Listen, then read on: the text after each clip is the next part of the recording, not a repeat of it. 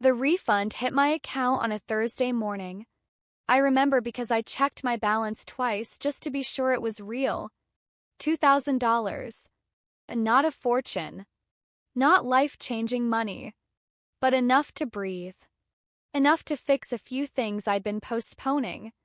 Enough to feel for the first time in months like I wasn't one unexpected bill away from panic.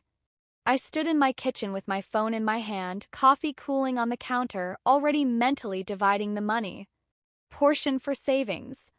A portion for the credit card I'd been chipping away at. A portion for myself. Something small. Something intentional. Something that felt like proof I was moving forward. I hadn't told anyone yet. Not out of secrecy. Out of instinct. Some part of me knew better. My phone buzzed before I could even sit down. Mom. That alone made my stomach tighten. She never called without a reason. And it was never just to share good news. I answered anyway. I always did. Did you get your tax refund yet? She asked, skipping hello. There it was. Straight to the point. Yes, I said carefully. It came in today. She exhaled like she'd been holding her breath. Good. Good. That's perfect timing. Perfect for who, I wondered. We need it, she continued, already using we like a lever. Things are tight right now. Your dad's been stressed. And you know how much we've done for you over the years. My grip on the phone tightened. How much are you talking about? I asked, even though something in me already knew the answer.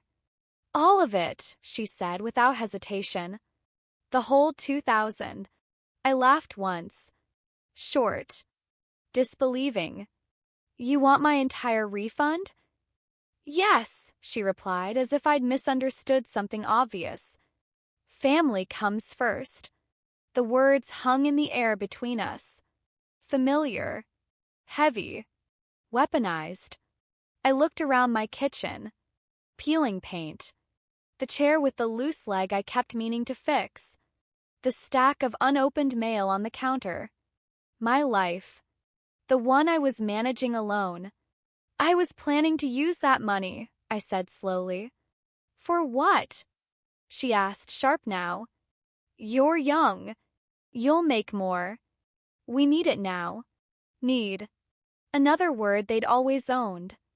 For bills, I said. For savings. She scoffed.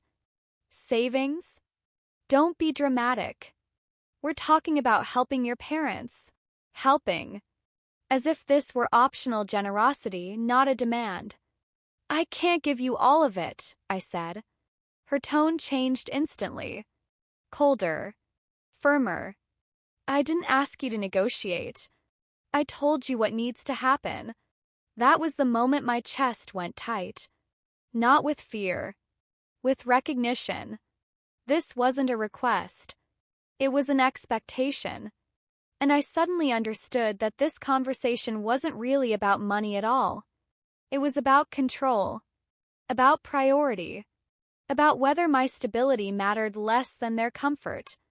And for the first time, instead of automatically saying yes, I felt something else rise up. Resistance. I didn't answer right away. I pressed the phone against my ear and stared at the crack running along the edge of my countertop, following it with my eyes like it might tell me what to say. The silence stretched. Mom noticed. Are you there? She asked.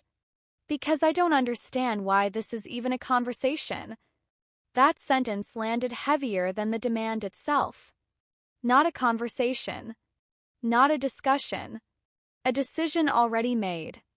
One I was expected to comply with because history said I always did. I need the money, I said again, slower this time, choosing each word like it might explode. I'm behind on a few things. I was finally going to catch up. She laughed, but there was no humor in it. Everyone is behind on something. That doesn't mean you stop helping your family. Helping. There it was again. The word they used whenever they wanted access to my resources without acknowledging the cost to me. I leaned back against the counter, the coffee now completely forgotten. How exactly did this become my responsibility? I asked. Her breath sharpened on the other end. Excuse me. I mean, I continued, my voice steadier than I felt, why is my tax refund the solution here? Another pause. Then the familiar list began. The greatest hits. We paid for your school supplies. We let you live at home rent-free.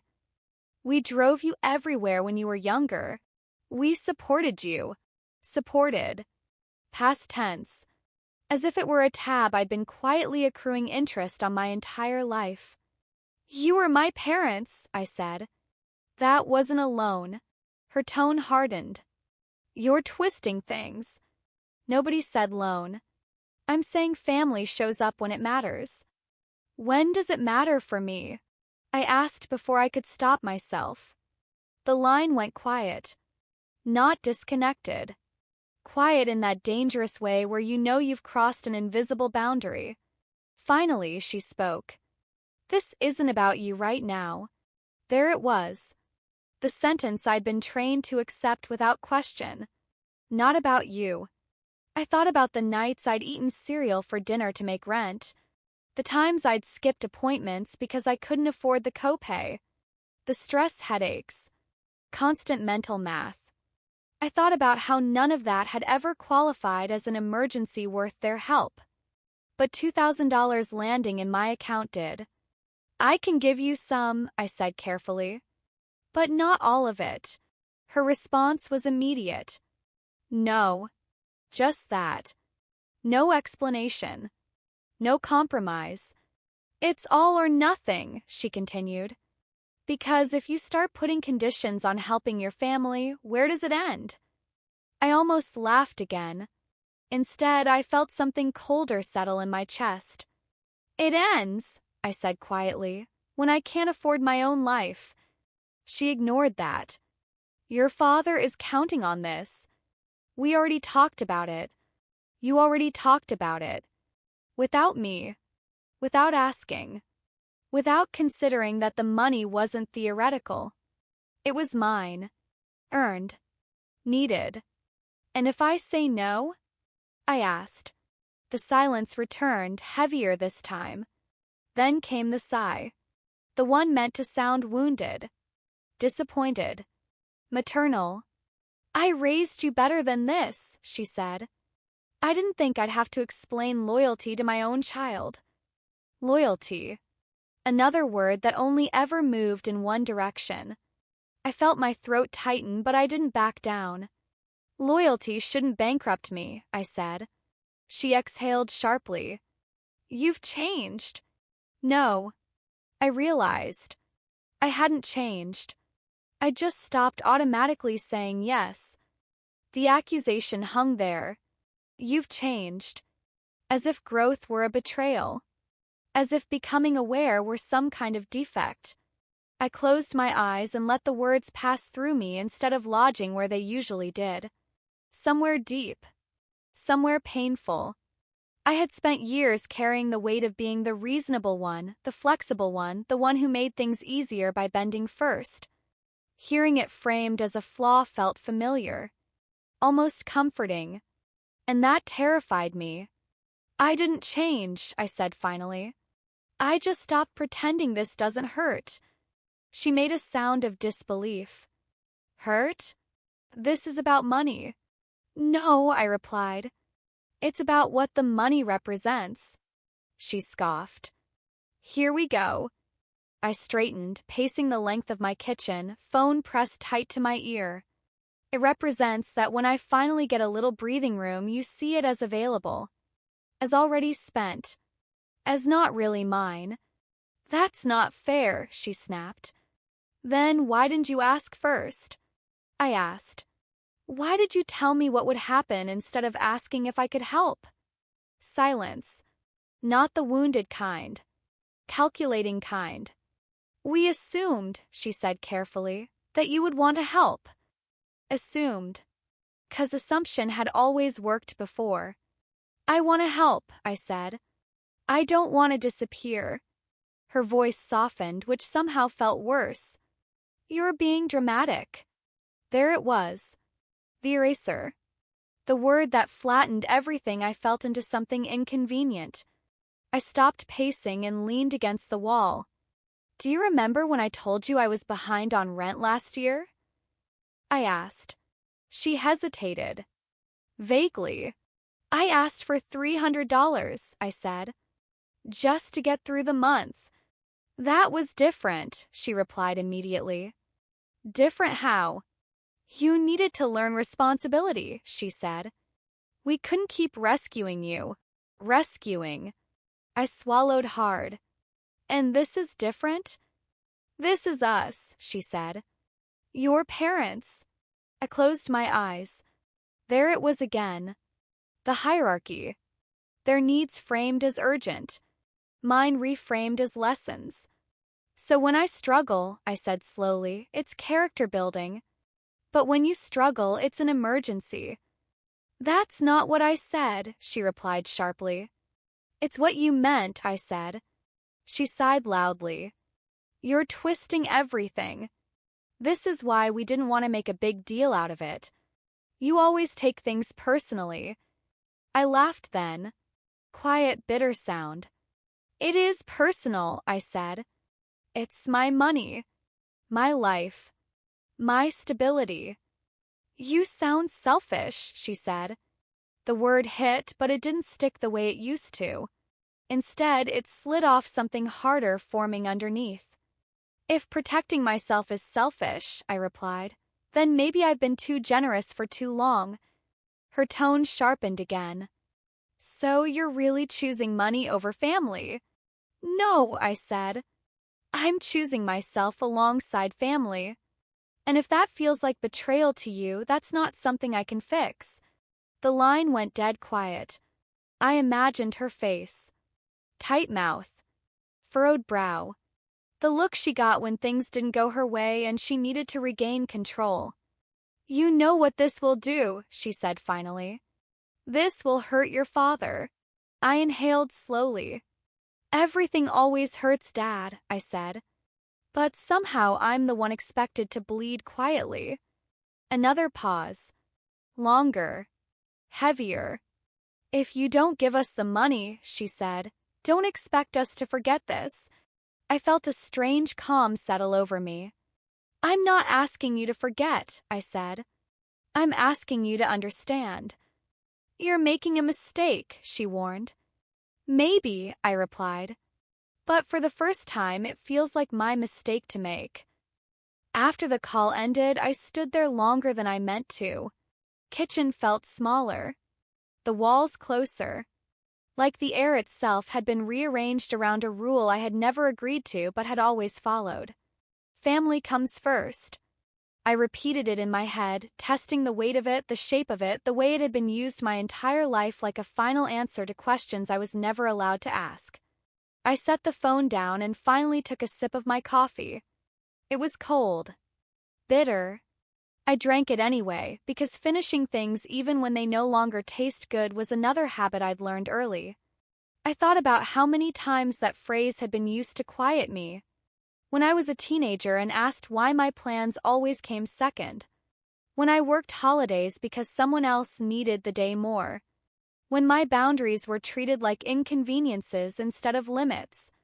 Family comes first was never followed by "and you matter too."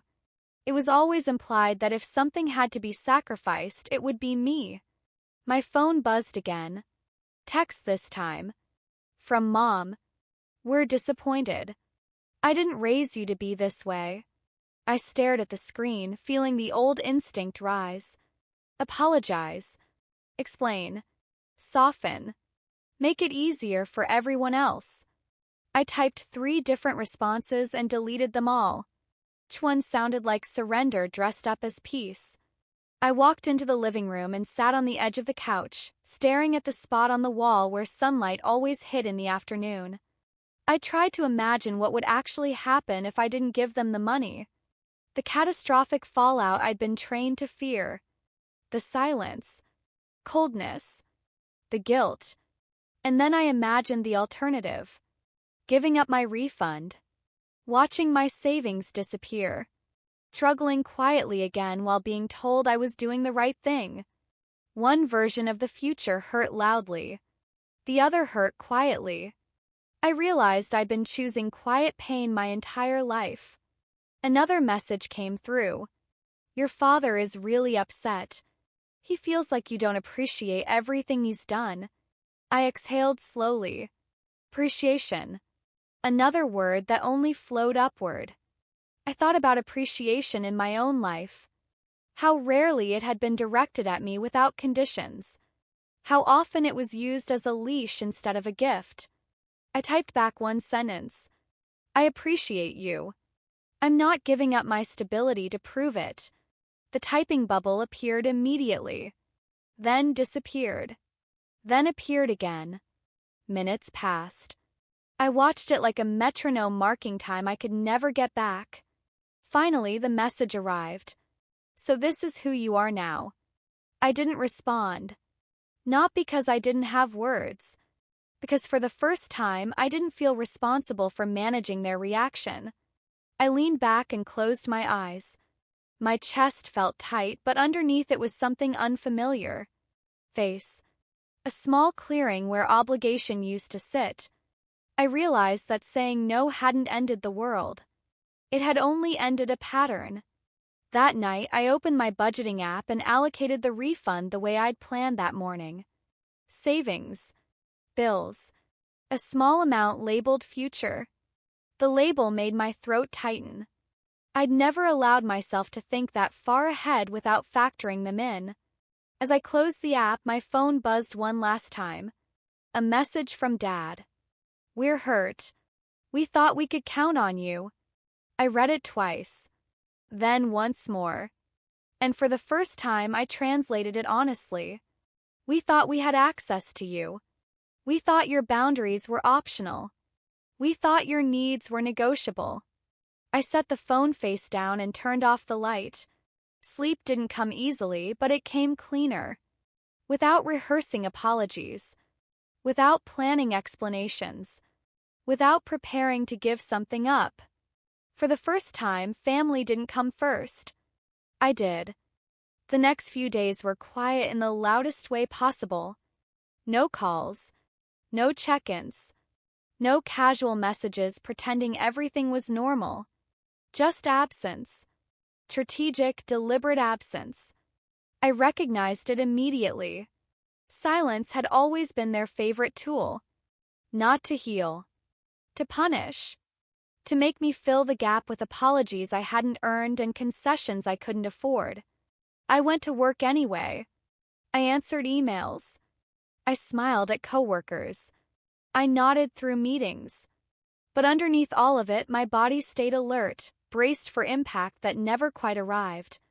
Every buzz of my phone sent a small shock through my chest. Every unknown number made my pulse jump.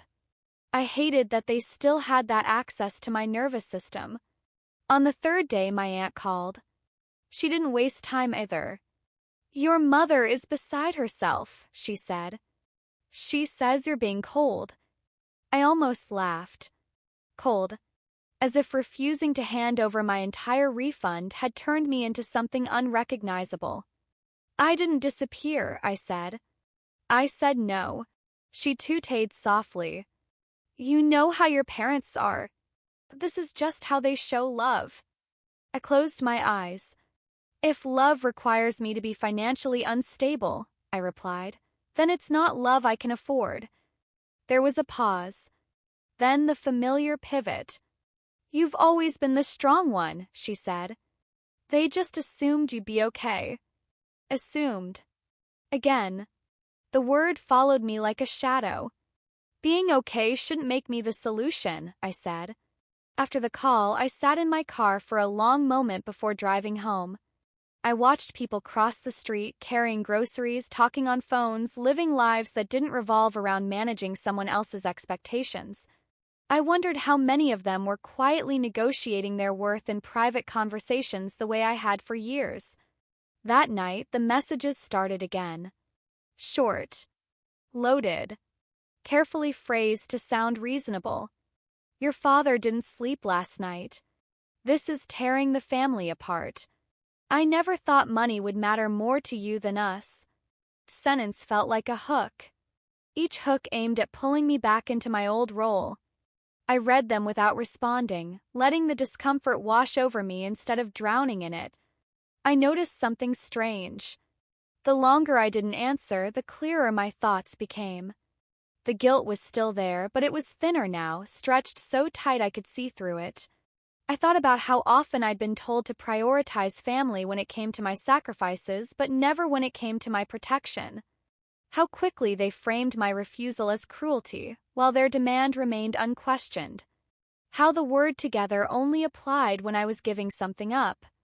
I opened my notes app and started writing. Not a response. A record. Dates. Requests.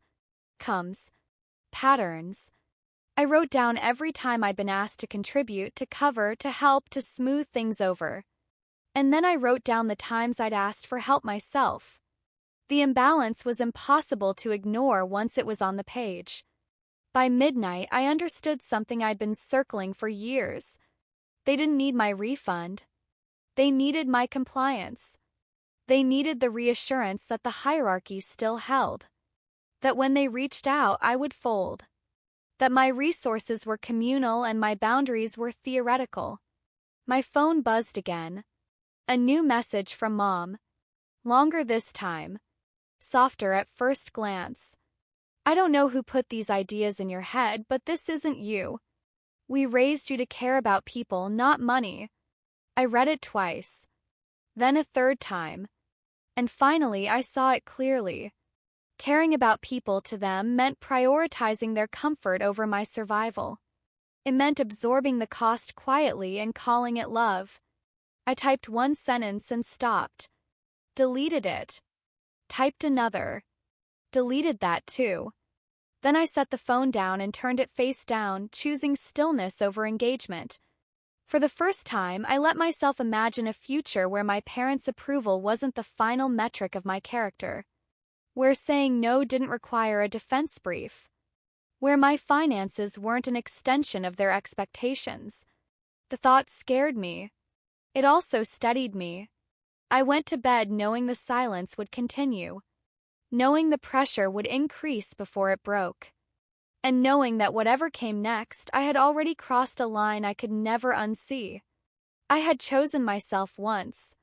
And I was starting to understand that choosing myself again would be easier than going back. By the end of the week, the silence had shifted shape. It wasn't empty anymore. It was crowded with implication, with people speaking for them, with messages that pretended to be concern while quietly reinforcing the same old demand. I could feel the pressure building, like a room filling with water inch by inch. My cousin texted first. Then a family friend. Then someone I barely spoke to anymore but somehow knew exactly what I'd done. Each message followed the same script, just dressed differently. Your mom is worried. Your dad feels disrespected. This isn't like you. We're all just trying to help. Help. Always that word. Never paired with consent. Never paired with choice. I answered one message. Just one. I kept it simple. I said I wasn't giving away my entire refund. I said I was allowed to keep money I earned. I said I still loved my family. The response came back immediately. You're being defensive. That told me everything I needed to know. That night, I sat at my desk and pulled up old bank statements. I hadn't planned to. Started as a distraction and turned into an audit of my own life. I traced patterns backward. The months where my balance dipped right after a family emergency. Times I covered a shortfall because it was easier than arguing. Quiet transfers I'd labeled groceries or gas but never reimbursed. It wasn't catastrophic all at once. It was erosion. I remembered being 22 and handing over my graduation money because the car needed repairs. Being 25 and paying a utility bill because it was just temporary. Being 28 and told I should be proud I could help. Each time framed as proof of maturity. each time leaving me thinner. My phone lit up again. Dad this time. Call. I stared at it until it stopped ringing. He tried again. I let it go. A minute later, a voicemail notification appeared. I waited before listening. I needed space between the sound of his voice and the old reflex to fold. When I pressed play, his voice was calm, measured, disappointed in the way that always made me feel small. He said he didn't understand why I was making things difficult. He said families don't nickel and dime each other. He said money comes and goes, but relationships last. He said he was worried about what kind of person I was becoming. I sat there and let the words pass through me without grabbing on. I noticed what he didn't say. He didn't ask how I was doing. He didn't ask if I was okay. He didn't ask what the refund meant to me. He spoke as if the outcome were the only thing that mattered, not the cost. I typed a response and erased it. Typed another and erased that too. Finally, I recorded a voice memo for myself instead. I said out loud what I hadn't been allowed to say to them. I said I was tired of being the solution to problems I didn't create. I said I was tired of being praised for resilience when what I needed was relief. I said I was tired of confusing obligation with love. Listening to my own voice steadied me. Sounded clearer than I expected. Less angry. More certain. The next morning, I sent one message to my parents. One sentence. I said I could help in a limited way if and when I was able, but I was not giving away my entire refund. I said this was not up for debate. I said I hoped we could talk later when things were calmer. The reply came back fast. Too fast. So this is your final answer? Yes, I typed. And hit send before I could second-guess myself. The reaction was immediate and familiar. Disappointment. Accusation. A warning wrapped in concern. I read it all without responding. Something inside me had shifted. The fear was still there, but it no longer ran the room. That evening, I took a walk around my neighborhood. I watched the lights come on in other people's windows. I wondered how many of them were having conversations like mine. How many were learning, late and painfully, that love without boundaries turns into debt. When I got home, my phone was quiet again. Not peaceful, but settled. I made dinner. I washed the dishes. I went to bed without rehearsing arguments. I didn't know what would happen next. I only knew this. For the first time, my money wasn't the most valuable thing I was protecting. My clarity was. The quiet didn't last. It never does when boundaries are new. Silence is only tolerated until it threatens the old order. Then it's replaced with something louder. Kinder on the surface. Sharper underneath. 2 days later, Mom called again. Not demanding. Not accusing. Soft. Careful. The tone she used when she wanted something without triggering resistance. I've been thinking, she said. Maybe we all overreacted. Overreacted. Plural. Shared blame. Convenient. I don't want this to come between us, she continued. Families forgive. That's what keeps us together. Forgive. As if I'd wronged them. As if the original demand had been reasonable and my refusal the injury. I leaned against the window and watched a bus pull up, doors hissing open, people stepping on and off, each of them going somewhere they'd chosen. I'm not angry, I said. I just said no. She sighed. Holding on to money like this isn't healthy. It changes people. I almost smiled. So does being taken for granted, I replied. Her patience thinned. I could hear it. You are being stubborn. No, I said. I'm being clear. There was a pause, then a pivot.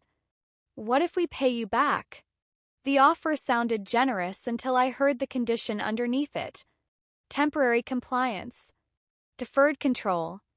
The expectation that the line would move again later. I'm not loaning my refund, I said. Her voice sharpened. Why are you making this so hard? 'Cause you taught me that making it easy for you meant making it impossible for me. I didn't say that. I didn't need to. I'm not, I said. I'm just not erasing myself anymore. She went quiet. Then came the disappointment, carefully measured. I never thought my own child would treat me like this. The old ache surfaced, reflexive and deep. The urge to reassure, to soften, to say I didn't mean it that way. I let it pass. I'm not treating you badly, I said. I'm treating myself fairly. Call ended soon after. No resolution. No agreement. Just a thin layer of politeness stretched over unresolved expectation. That night I couldn't sleep. Not from anxiety. From awareness. I replayed the conversation and noticed how often the words love and forgiveness were used as tools to pry open a door I'd just closed. How easily care became currency. How quickly reconciliation was offered only if it came with compliance attached. I wrote again. This time not lists. Principles. I wrote what help would look like on my terms. I wrote what access I was willing to give. I wrote what I would no longer explain. Felt strange, formalizing things that had always been emotional. But clarity needed structure. The next morning, I woke up to a message from Dad. Short. Neutral. We'll respect your decision. It should have felt like relief. Instead, it felt like a pause. Like the moment before a storm decides which direction to move. I went about my day anyway. I worked. I cooked. I cleaned. I paid bills with money that would have been gone by now if I'd said yes. Each small act reinforced something new. Stability felt quieter than chaos, but it was stronger. In the afternoon, a notification popped up from my bank. Savings updated. The number wasn't impressive, but it was intact. I stared at it longer than necessary, understanding that this wasn't just about dollars. It was about proof. Proof that saying no didn't equal collapse. Proof that my life didn't unravel when I stopped feeding a system that thrived on my flexibility. That evening, I drafted one more message. I didn't send it. Not yet. Said this. I love you. I'm not your backup plan. I'm not your emergency fund. I'm not the place where pressure lands when you don't want it to land elsewhere. I saved it and closed my phone. Some truths need time before they're released. I didn't know if they would ever understand. But understanding was no longer the requirement. Respect was. The idea that things had settled was an illusion. Peace, I was learning, was often just silence enforced by expectation. Kind that lasts only as long as you stay small. I could feel it in the way my phone stayed quiet during the day and then buzzed late at night, as if the darkness made requests easier to slip in unnoticed. It started with a message from Mom that looked harmless on the surface. Just checking in. Hope you're doing okay. Love you. No mention of money. No pressure. Just a soft entry point. I read it twice, then set the phone down without replying. Not because I didn't care. 'Cause I recognized the pattern. Calm before recalibration. The next evening, Dad called again. I answered this time. His voice was gentler than before, lower, like he was speaking to someone fragile. We don't want tension, he said. Life's too short for this. I leaned back in my chair, eyes on the ceiling. Then why does it only end when I give in? I asked. He sighed. You're making it about winning. No, I said. I'm making it about boundaries. He paused. Those are the same thing when you're family. That sentence landed like a verdict. In his mind, there was no room for both autonomy and closeness. One had to yield. Historically, it had always been mine. He went on, talking about unity, about how families stick together, about how money shouldn't come between people who love each other. He spoke like someone describing an abstract principle, not a concrete demand that would leave me scrambling again.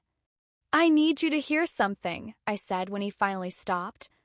"I'm not choosing money over you. I'm choosing stability over fear." Another pause. Then the line I'd expected. "We're just worried about you becoming distant." Distant. The word they used when I stopped orbiting them. "I'm not distant," I replied. "I'm just not available in the same way." He didn't like that. I could hear it in the shift of his breathing. "That's not how family works." "It is now," I said. Call ended politely. Too politely. Kind of politeness that signals unfinished business. That night, I opened my laptop and did something I'd never done before. I calculated what my life would look like without any financial entanglement with them. No informal help. No emergency expectations. No guilt-fueled transfers. I ran the numbers carefully. Rent, utilities, food, savings. It was tight, but it was possible. And seeing it laid out removed the last excuse I'd been using to stay vulnerable. I realized something then. They didn't just want the refund. They wanted reassurance that access still existed. That if they pushed, I'd bend. That if they framed it as family, I'd comply. The next day, Mom sent another message. Longer this time. She wrote about how hard things had been lately. How stress had made everyone say things they didn't mean. How she hoped we could move past this. The word refund never appeared, but it hovered between every line. I typed a response and deleted it. Typed another. Deleted that too. Then I wrote one sentence and sent it. "I love you. I'm not discussing my finances anymore." The reply came quickly. "That hurts." I stared at the screen, noticing how the word hurt was always used to redirect attention back to them. As if my discomfort only mattered when it mirrored theirs. I didn't respond. Instead, I went for a walk. I watched the sky change color. I felt the ground under my feet. I reminded myself that discomfort wasn't danger. That saying no didn't make me cruel. It made me clear. When I got home, I noticed something subtle but important. The urge to explain was fading. Not gone, but quieter. Like a muscle losing its grip after years of clenching. I understood then that peace built on silence wasn't peace at all. It was maintenance. And I was done paying for it. The shift came quietly. Not as an apology. Not as understanding. But as reorganization. When direct pressure failed, it dispersed. Found new entry points. New voices. New justifications dressed as concern. I recognized it immediately because I had lived inside it for years. My phone started buzzing again, not from my parents but from the outer rings of the family. Cousin asking how I was holding up. An uncle reminding me that my parents had good intentions. A family friend suggesting that stress made people say things they didn't mean. Each message carried the same undertone. Bend without making us say it out loud. I read them all. I answered none. Silence, I learned, was also a boundary when explanation only fed the cycle. At work, I found myself sharper, more present, less distracted by the low-grade panic that used to hum beneath every decision. I finished tasks faster. I spoke up in meetings without second-guessing myself. The strange thing was how quickly my energy returned when it was no longer being siphoned off by constant emotional negotiation. That night, Mom tried again. A voicemail this time. Her voice was softer than ever. She said she missed me. She said she hated how distant things felt. She said she wished I would remember that families stick together through hard times. She didn't mention the refund. She didn't need to. It was implied. It always was. I listened once. Then I archived it. Not out of spite. Out of self-preservation. I sat at my table and wrote down what was actually being asked of me, stripped of sentiment. Give us your entire refund. Accept that your stability is secondary. Agree that love means access. Agree that saying no is a moral failure. Seeing it plainly made it impossible to unsee. I thought about the future again. About the next time money entered my life unexpectedly. A bonus. A raise. An inheritance. Would it always trigger a demand? Would every gain be treated as communal property while every loss remained mine alone? The answer arrived without drama. Yes, unless I stopped it. The next day, I sent a message to the family group chat. Not defensive. Not emotional. Just factual. I said I loved everyone. I said my finances were not open for discussion now or in the future. I said I hoped we could focus on our relationships without involving money. I said I wouldn't be responding to messages about it anymore. The reactions were immediate. Some left the chat. Some sent private messages asking why I was making things awkward. One person thanked me quietly and said they wished they'd done the same years ago. That message stayed with me. My parents didn't respond right away. When they did, it was brief. We hear you. I didn't know if they actually did. But hearing me was no longer the requirement. Compliance was. And I had already refused that. That evening, I paid a bill I'd been putting off. I transferred a small amount into savings. I cooked dinner without the familiar knot in my chest. The action felt deliberate. Grounded. Mine. I realized something else then. The fear that had kept me tethered wasn't fear of losing them. It was fear of being seen as ungrateful, as selfish, as the problem. Letting go of that fear felt like shedding a coat I'd been wearing in the wrong season for years. When my phone stayed quiet that night, it didn't feel ominous. It felt earned. I slept deeply, without rehearsing explanations, without drafting defenses in my head.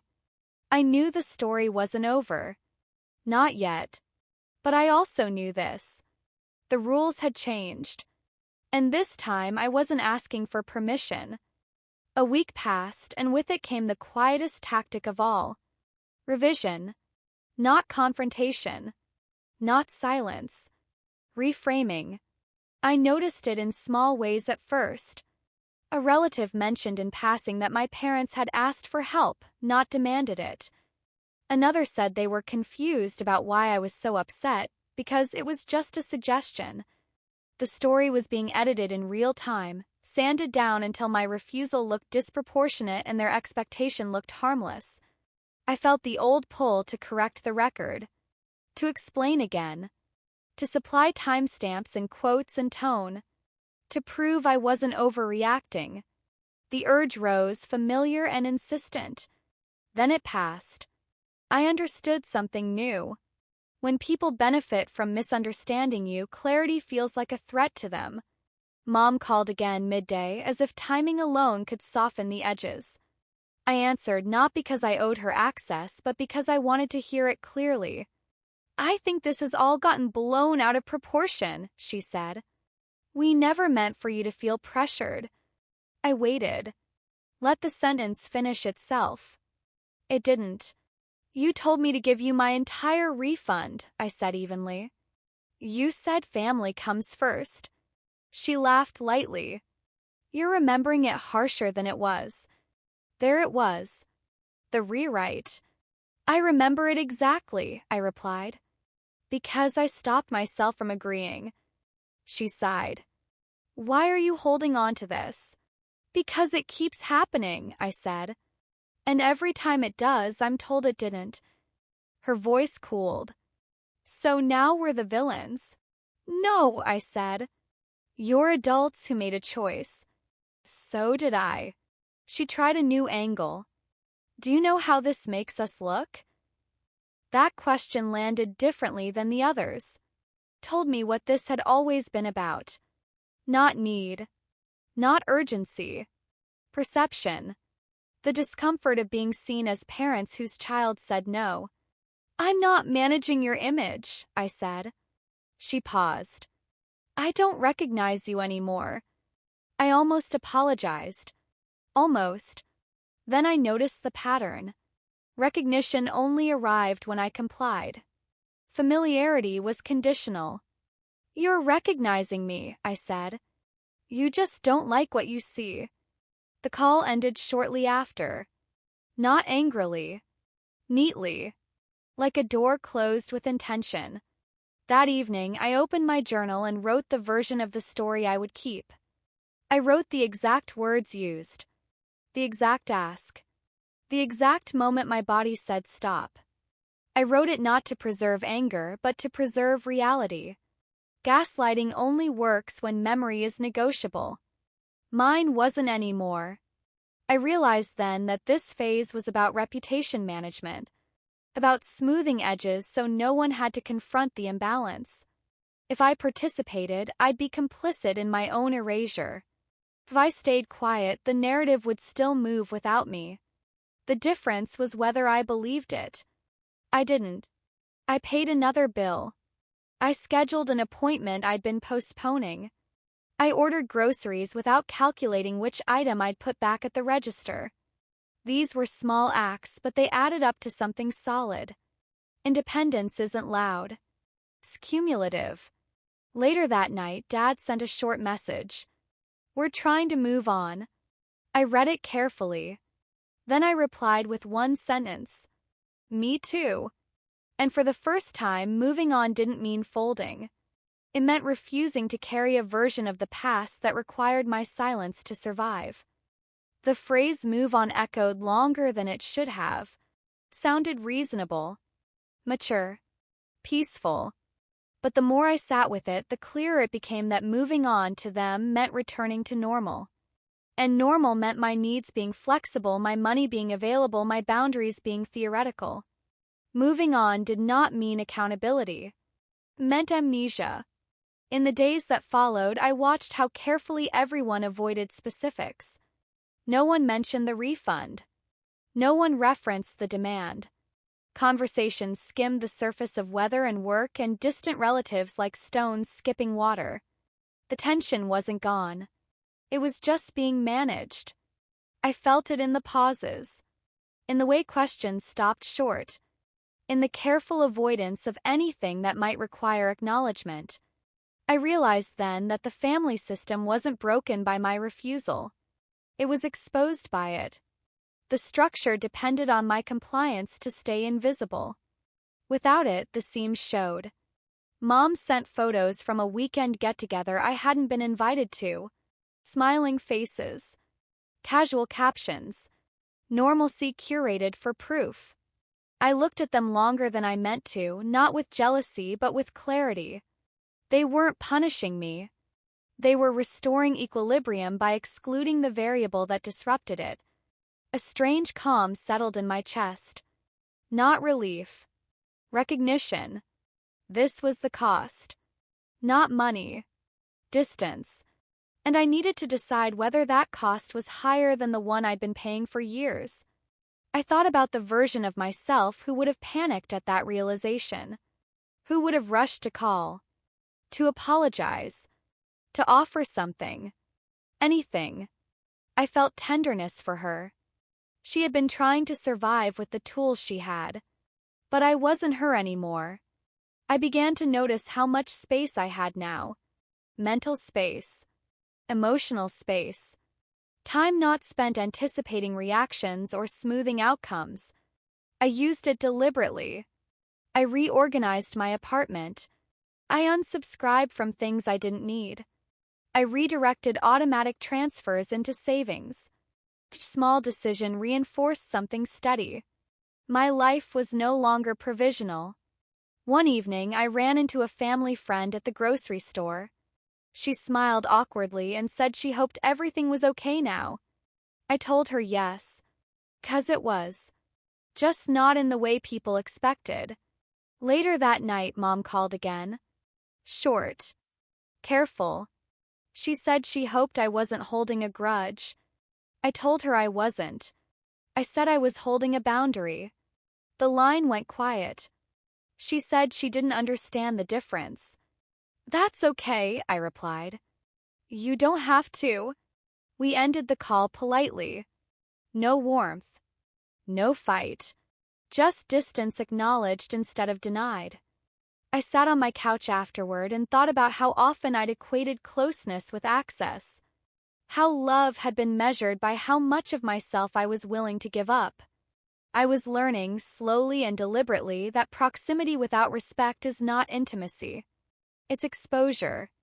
The refund sat untouched in my account, not because I was hoarding it, but because it had become symbolic. It represented the first time I had not folded. The first time I had chosen long-term stability over short-term approval. I understood now that moving on didn't require agreement. It required acceptance. Acceptance that some relationships only function when one person carries the weight. Acceptance that refusing that role changes the relationship permanently. I was no longer asking whether they would choose me if I stood firm. I was choosing myself even if they didn't. And that decision felt quieter than fear. Stronger than guilt. Felt final. Something settles after a boundary has been tested enough times. Not peace exactly. Not closure. Something steadier. Like the moment after a storm when you realize the house is still standing and it's yours. That's where I found myself weeks later. Not triumphant. Not broken. Just clear. The refund was still there. Not untouched, but used intentionally. Bills paid. A small cushion growing slowly. No miracles. Just continuity. The kind of stability I'd never been allowed to protect before because there was always a louder need calling my name. I realized how revolutionary it felt to plan without factoring in someone else's emergency. My parents didn't bring up the money again. Not directly. Instead, they talked around it. Commented on prices. Mentioned stress. Dropped hints like breadcrumbs meant to lead me back to my old role. I noticed them now. Each one. And each time I didn't follow. One afternoon, Mom called. Not to ask for anything. Just to talk. She told me about her garden. About a neighbor. About nothing important. We stayed on the line for 10 minutes, and when the call ended, I noticed something strange. I wasn't drained. I hadn't given anything up. I hadn't shrunk. The conversation existed within the limits I'd set. That's when it clicked. Boundaries don't end relationships. They reveal which ones can survive without extraction. Later that week, I met a friend for dinner and told her the whole story. Not the sanitized version. The real one. She listened, quiet, attentive. When I finished, she said something simple. "I'm proud of you." The words landed harder than I expected. Not because I needed approval, but because no one had ever said that to me for protecting myself. I'd only been praised when I sacrificed. Driving home, I thought about the version of me who would have handed over the refund automatically. Who would have apologized for hesitating? Who would have absorbed the guilt and called it love? I felt a wave of grief for her. For how much she'd carried without knowing she could put it down. I also felt gratitude. Because she'd gotten me here. The next family gathering came and went without me. I didn't invent an excuse. I simply said I couldn't make it. The world didn't end. No bridges burned. Just a quiet acknowledgement that participation was now a choice, not a requirement. Weeks later, Dad sent a message.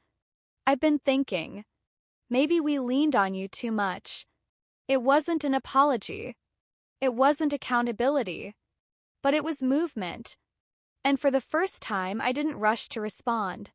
I let the words exist without grabbing them. I replied the next day. "Maybe. But I'm not available that way anymore." He didn't argue. That was the moment I knew something fundamental had changed. Not them. Me. I stopped seeing myself as the backup plan. The safety net. The resource to tap when things got uncomfortable. I started seeing myself as a person whose life required protection. whose finances were not a family fund, whose love didn't require proof through depletion. Family comes first had been their rule. I wrote my own. I come first in my own life, not above others, alongside them, with limits, with intention, with respect. And the strangest part was this. Once I stopped bleeding quietly, once I stopped financing everyone else's comfort, I had more to give. More presence. More honesty. More real connection. The kind that doesn't keep score. I didn't lose my family that year. But I did lose the illusion that love requires surrender. And in exchange, I gained something far more durable. A life where my stability is not negotiable. A voice that doesn't apologize for existing.